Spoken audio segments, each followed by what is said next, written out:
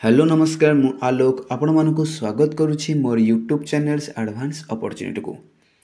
एबे plus two second year arts पिला मानकर एनुअल एग्जाम आसवाक जाउची से एग्जाम रिलेटेड बहुत ही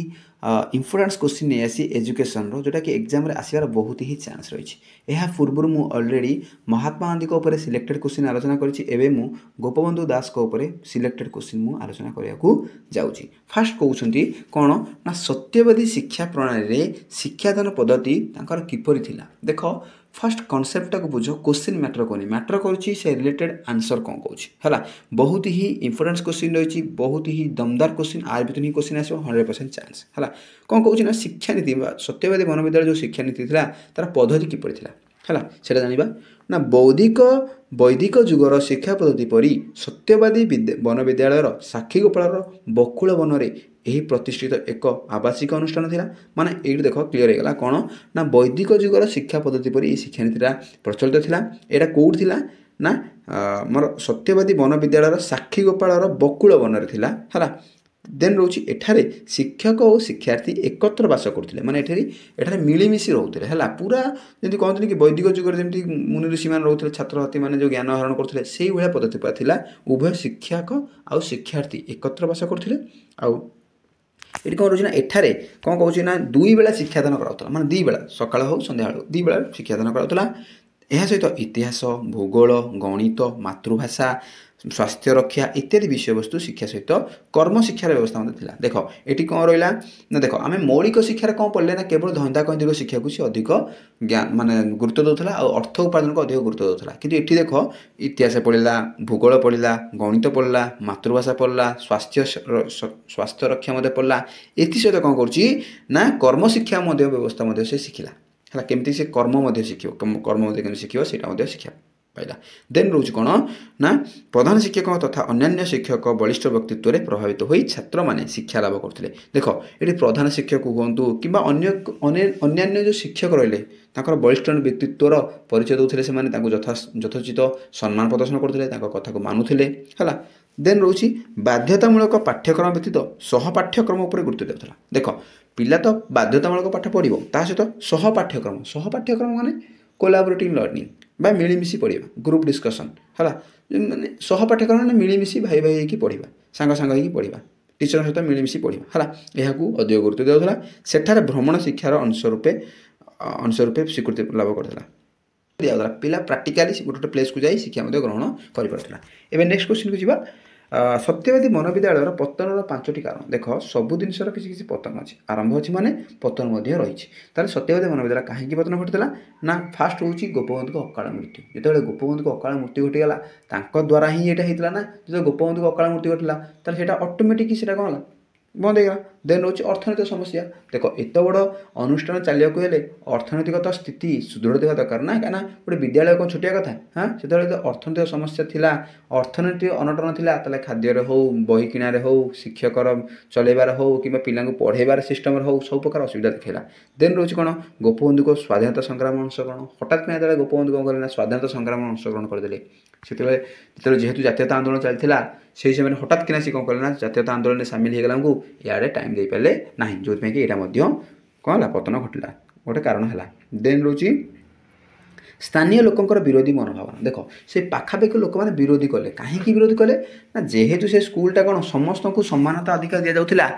जाति भित्तिक नुह से सबू व्यक्ति मानक सबू धरणर व्यक्ति मानक धनी गरीब उच्च जाति निम्न जाति मध्यम सबू जातिर लोक मानक सम्मानता दिया सब वर्ग लोक पिला पढ़ाऊला से स्थानीय लोक मैंने कौन करते मैंने सुटेबल लगलानी से या विरोध कले है स्थानीय लोक विरोध कले मैंने जानते कौ भाया गोटे बैड इफेक्ट पड़ो हाँ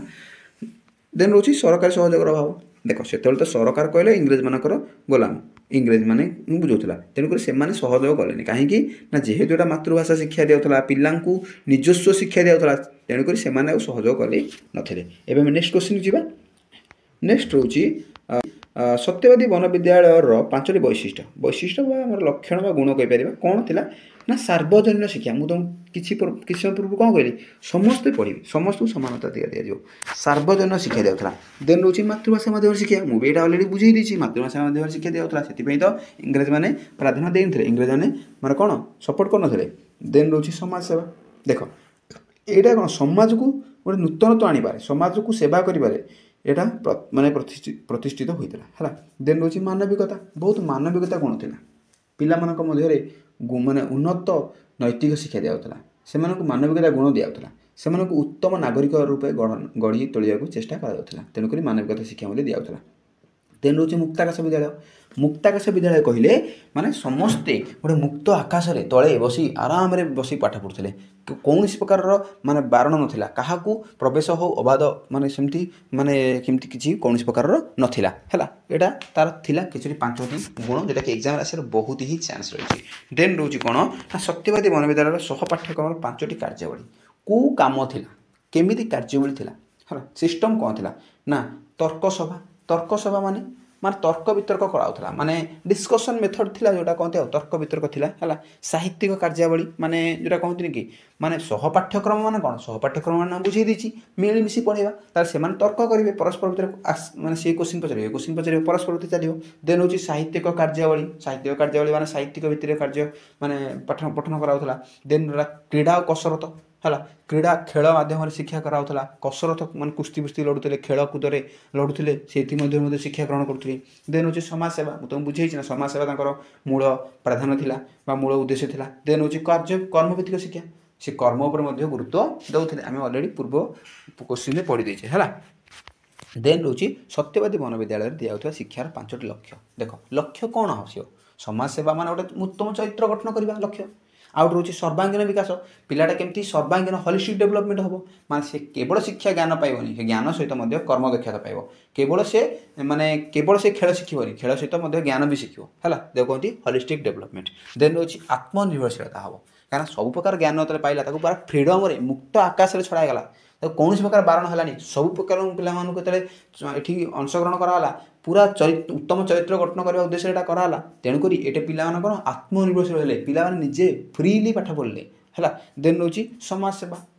ठीक अच्छे से पॉइंट लिखला। वृत्तिगत शिक्षा तुमको बुझी ना, से केवल गणित साहित्य भूगोल पढ़ुले, इतिहास पढ़ुले, सहित कर्म दक्षता भित्तिक शिक्षा पाउले, विभिन्न प्रकार धंदा भित्तिक शिक्षा से पाउले है। एतिकी ही थिला। आरे ऊपर क्वेश्चन आसार बहुत ही चांस रही है, क्वेश्चन को भल भाव में क्लियर कर जाइथांतु। ठीक अच्छे, आशा करुच्ची वीडियो बहुत भल लगे। जदि वीडियो भल लगे लाइक करूँ, सांग तो शेयर करूँ और सब्सक्राइब करें भूलु नहीं। नेक्स्ट वीडियो आसा पर्यंत अपेक्षा करूँ। रहुछि, नमस्कार।